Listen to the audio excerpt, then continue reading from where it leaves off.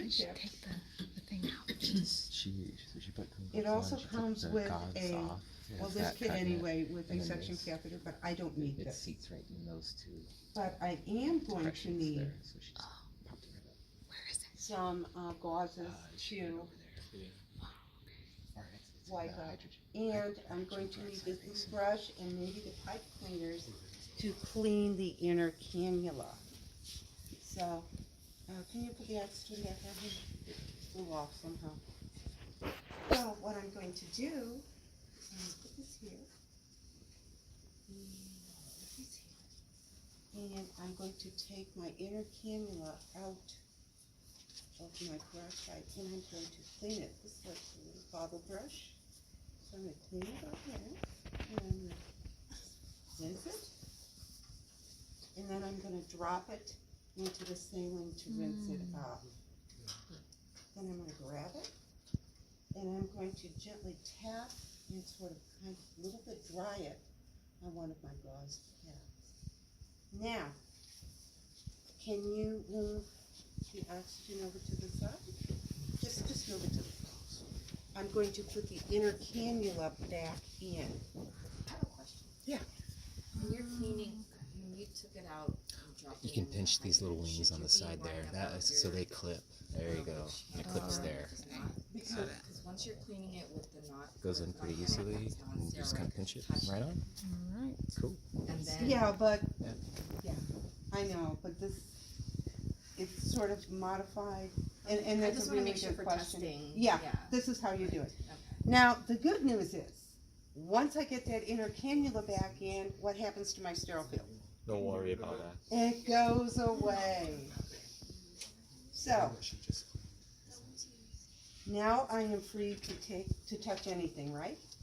So I'm going to grab my Q-tips and I'm going to, if I have 3 bins, I'm going to put these into the bin that I did not rinse my inner cannula in, and I'm going to wet them. And I'm going to clean around my faceplate. And I'm going to gently clean, maybe go a little bit under. Can you sort of, don't occlude it, but please don't occlude it. They need to breathe. But I'm going to clean around it and clean the faceplate. Remember, you go one swipe and you're one and done, into out. After I clean it, I'm going to grab one of my gauze pads and I'm going to gently dry around it. Because what do we know about something that's wet, that's covered with a faceplate or something? What Bacteria. happens to the skin? It gets a little macerated, and bacteria love that sort of thing. So I'm going to pat it dry. I'm not going to wipe it because remember the skin around your neck is very, very delicate. So I've done that. Next thing I'm going to do is take my fenstrated drape.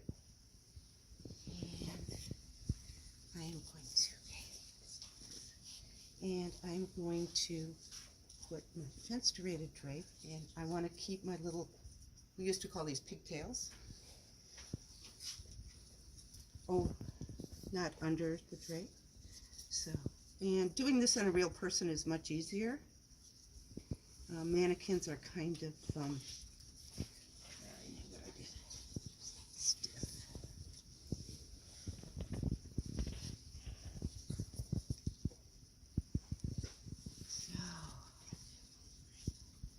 Okay, and I'm going to keep my oxygen source kind of near my patient, and I'm also keeping an eye on what my O2 says. The last thing I'm going to do is I'm going to change my ties. So I take my new tie, and I sort of find the halfway point, and move this over to the side. Now I go in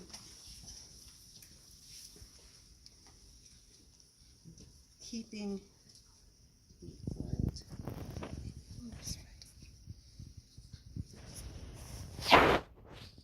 keeping the old ties on, and you can stabilize this, please. Sure. Thank you. Not real hard. I'm going to go here, and I'm going to go around. I'll lift his head up, the back of his neck, and then I'm going to. I'm going to go through the other side.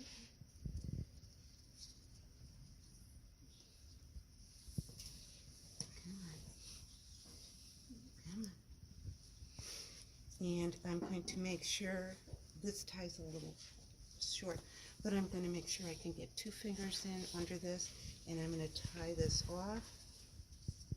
And after I tie this off, I will take off the old ties. Okay, this one's kind of short because this kit is different than yours is, so I'm going to leave the old ties on. And then you take off the old ties and you're done. Again, I'm going to assess the patient. I'm going to ask about pain. What else am I going to assess? Respiratory status, O2 sats, tolerance. Why do you have to keep the old ties on?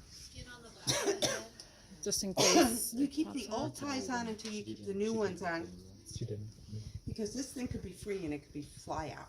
Oh, You want to always make sure that it stays there.